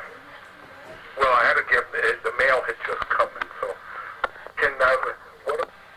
Hi, Dean Crescenzi. What do you think about these high oil prices? Well, I may have good news if somebody's listening and they want to do something about it. The outrageous oil prices are nothing more than legalized larceny of the people, of the consumers of the United States and elsewhere in the world, where they charge these outrageous prices. My experience goes back to as a young man in mostly in Venezuela. Right after I came out of the army, I had an opportunity to get involved with the pre-OPEC view of as a solution to the abuses of the international oil companies. Now, in Venezuela especially, and I limited this to my talk to my knowledge in Venezuela, at that time between the years, now I spent 13 years on this, from 1955 until 1968, when I think they put the OPEC, the year they put OPEC into place, and then they had a time period after that of 4 or 5 years when it became operative. Now, when I started down there in Venezuela, I found out that the oil was selling anywhere from 75 cents to $1 a barrel of oil, which is of approximately 42 gallons, a little over 42 gallons to a barrel of oil. And they were that is what was being paid. Now, the oil that was actually being extracted was twice the amount that they were paying for because they used half of the amount that was being extracted was used for bribery of local people that they had to depend on, working forces, supervisors, local politicians, and things of that nature in order to justify to get involved with the demographics as well as the local political and social and cultural situations. So as a result, we were getting oil. Oil was retailing here in the United States for about 6 cents a gallon, and we went that way for until about 1973. Now, in that year, I had been doing business with Nigeria, and I became the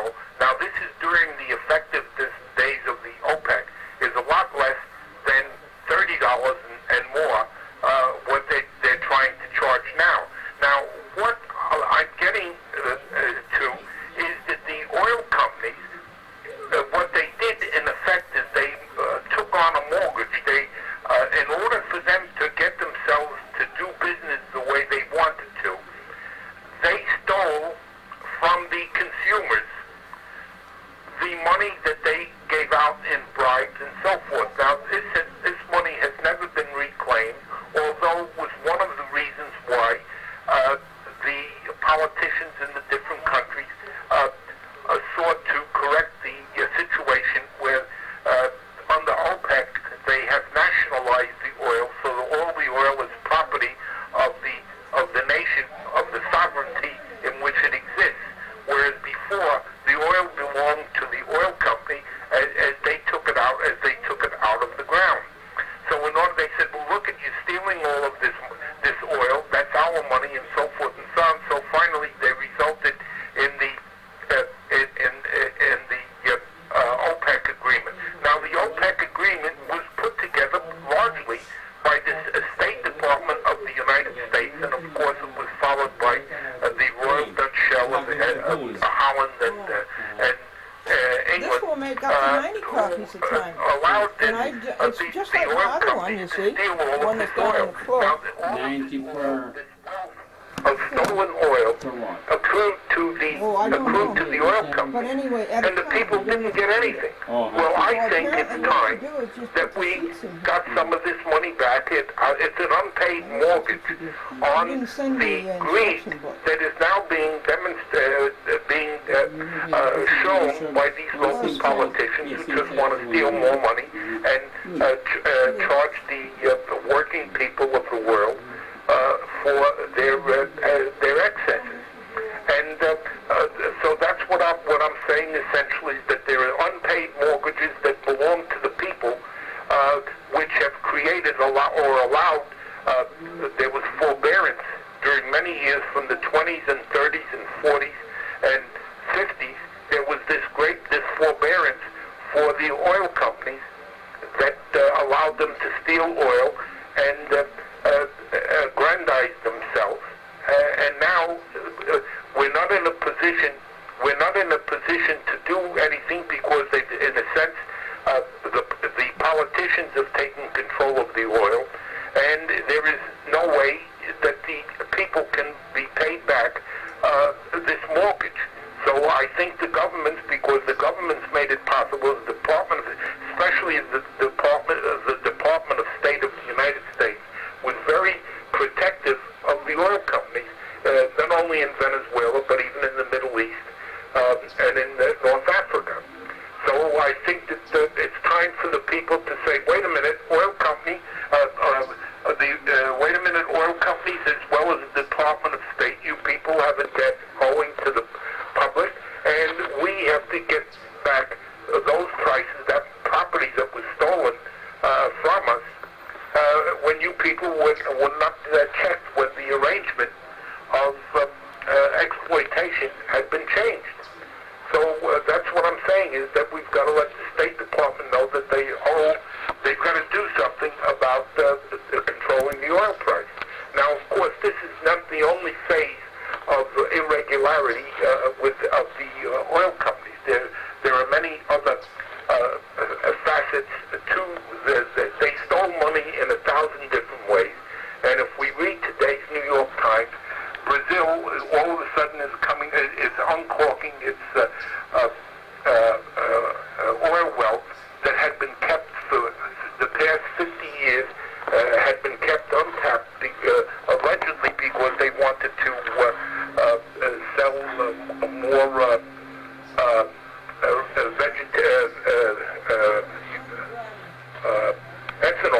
ethanol, which is a renewable crop of organic grasses and weeds, and anything that grows will produce ethanol, and they sell that largely as a substitute in Brazil. But now all of a sudden, today's time, they want to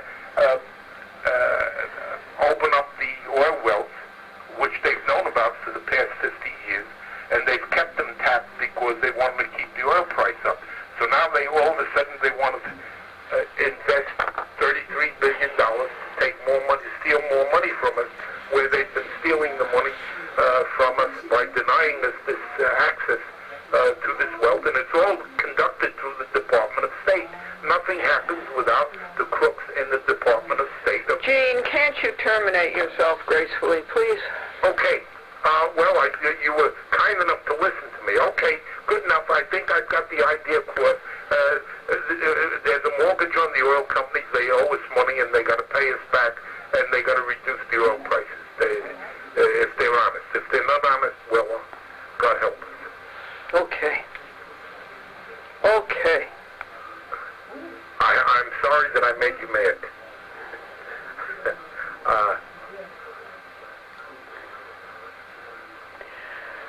All that you say is good, but I wish you'd just learn to turn yourself off. Okay, you're very kind to me. I get so enthusiastic when I guess it's your voice. You trigger my memory in a way that my tongue doesn't stop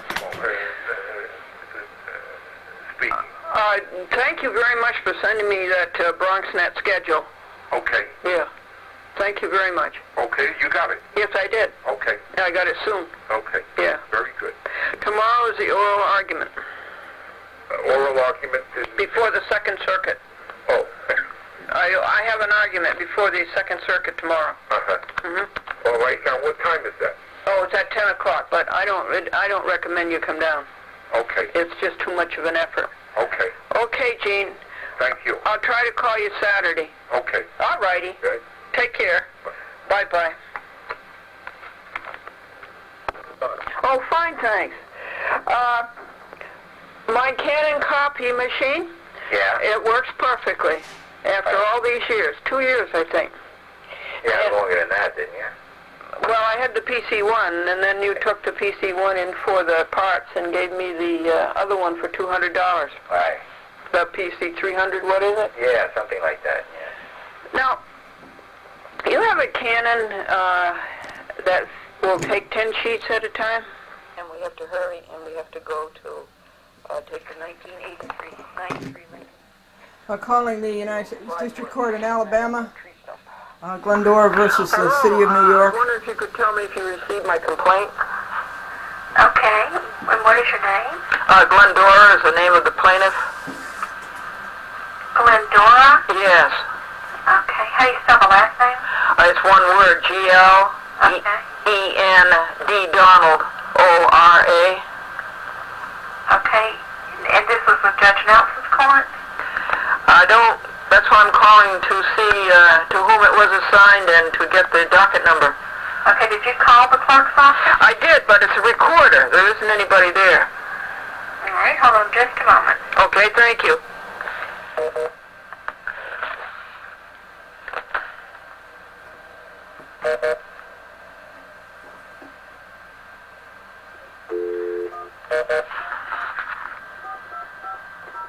This is the United States District Court, Alabama.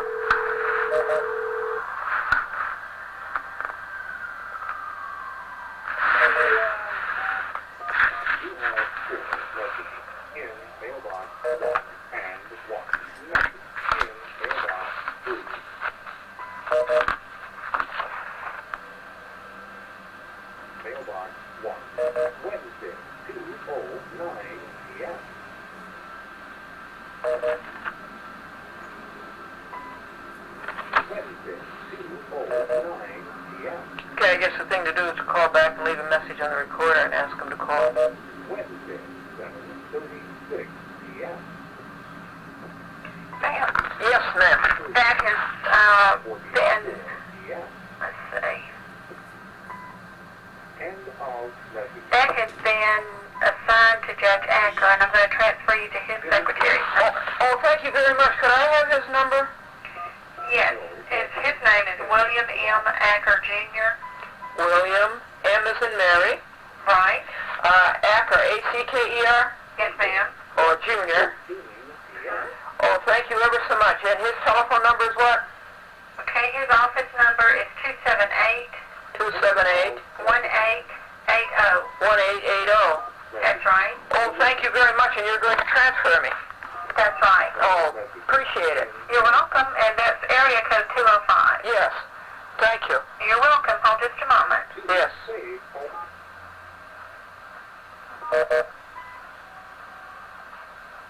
Bob and Pete said they could be professional athletes if it weren't for one thing, sinus problems.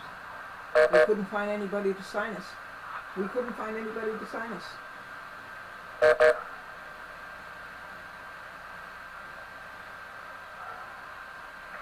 This is Carol Ogle. I'm away from my desk at the present time. Please leave a message. I'll record your message at the tone. When you're finished, hang up or stay on the line for further options. Carol Ogle, this is Glendora, and Diane tells me that the case has been assigned to Judge Acker. I was wondering if you'd be so kind as to call me and give me the case number. And if you'd be so kind as to tell me the status of my case. My number is 914-949-9495. And what do you call a miniature guppy? A microfiche. Thank you. And one message in mailbox 4.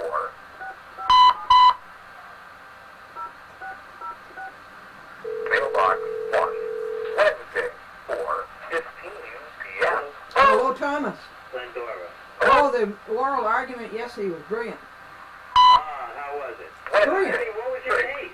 Well, that was the case of the court officer, who beat us up. He socked Franklin in the jaw and knocked him on the floor. And then he inflicted 6 bruises on him. Hello, my name is Wade. And then he turned coward and said that he never touched us, he didn't do it. But we attacked him. My number is And so the U.S. attorney went after us and the FBI arrested us. And it was about 9 months of litigation. So I filed a suit immediately against them all when they did that. This is your civil suit? No, this was the criminal one. This is a criminal case. Yeah. 9:21 a.m. on appeal. Yeah, and that's what was argued yesterday. Right. Yeah. Well, good luck. Yeah, the Legal Defense Society, what's it called? Legal Aid Society? Yeah, they defended Franklin. She did a good job yesterday. And I really let the U.S. attorney know the things he had committed. I know it, and I let the judge know. And the judge is good, Calabrese, do you know him? Yeah, I know Calabrese. Yeah, he's a Yale law professor, Yale Law School. And he He used to be district court judge up there in District, Connecticut. Yeah. Robert Conroy calling from New York City. No, you're not thinking of Cabranes, are you? Yeah, Cabranes is Puerto Rico. No, Calabrese. Yeah, no. But you're right, Cabranes is up there in Connecticut. Oh yes, no question about it. Jose. You know, one time I was doing an oral argument before, and then I said something, I said, no way, Jose. And he said, you got the first name right. I didn't know his name was Jose.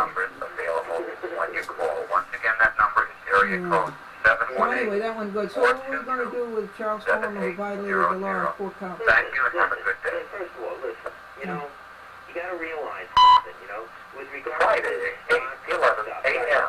I'm going to help you, but just let me Glendora, I didn't understand that joke. Now, you should, This you is know, Tom DeLuca. really, It's you're claims against the corporation, not Charles Dolan, not Charles my cell phone Dolan. number is 917-723-7749. Thank you. Your request to see the books is addressed to the corporation.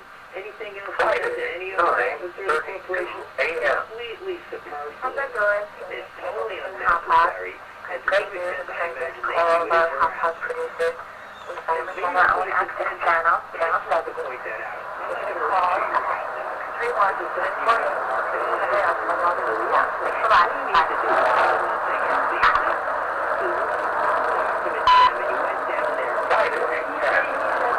Number 1, you can't copy. Number 2, you're not a shareholder, Franklin. Glendora has to be there. But Franklin. And number 3 is... Actually, see, if your request said you or your agent Yes, I did. then you've got an appointment. See, if it was an attorney at law, I mean, I would still go down with your, please be advised that Thank you so much, Paul. the agent for the purpose, and then you can... Oh, thank you. I agree. Now, I got a question for you.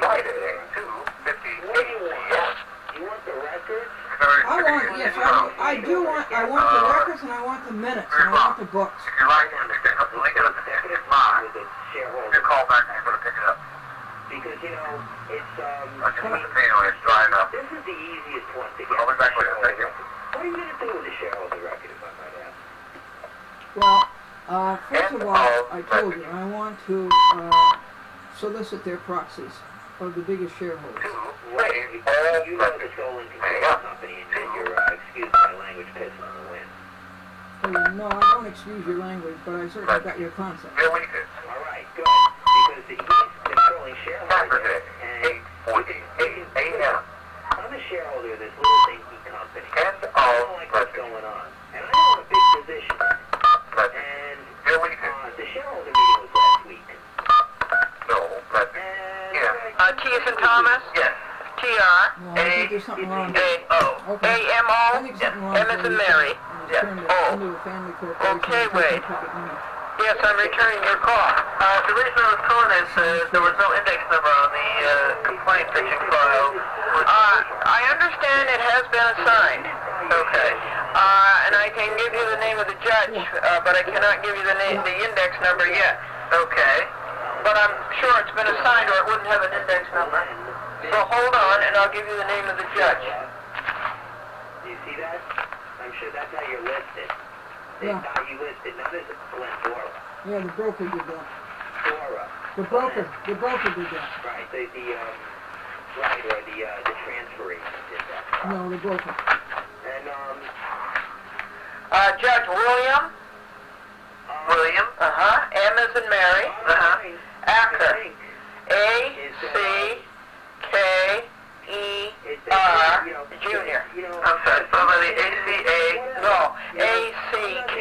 K is in Kenneth. Gotcha. E-R. E-R. Junior. Junior. Yeah. And he's in the Northern District of Alabama. Yes. Would you like that number? Sure. 205. 205? Yes. Well, that's what the law 278. says. 278? Yes. 1800. 1800. My agent, Right. an attorney. Okay, what's the disposition of the case in your office? I barely looked at it. Without the index number, I didn't know what to go on with there. And then, I'm still, Of course, they call it a case number. analyzing. Yeah, the case number. Yeah, they call it a case number. I'll tell you some other things that happened. I got a call from, Number 4, his form is completely wrong. That he couldn't show us the records anyhow. Because from somehow Robert Conroy at the New York Parking Violations Bureau. Robert Conroy. Yes, 718 422 422 7800. 7800. Yes. Okay. All right. Is he who have you been in touch with over there? Because What do you mean before I called the suit? yeah, is there anybody in Yeah, oh yes, definitely. your case? Yes, definitely. Michael Phillips. Michael Phillips. Yes. Do you know his number? Yeah. You want me to give it to you? No, that's okay. And also San Marco. Okay. And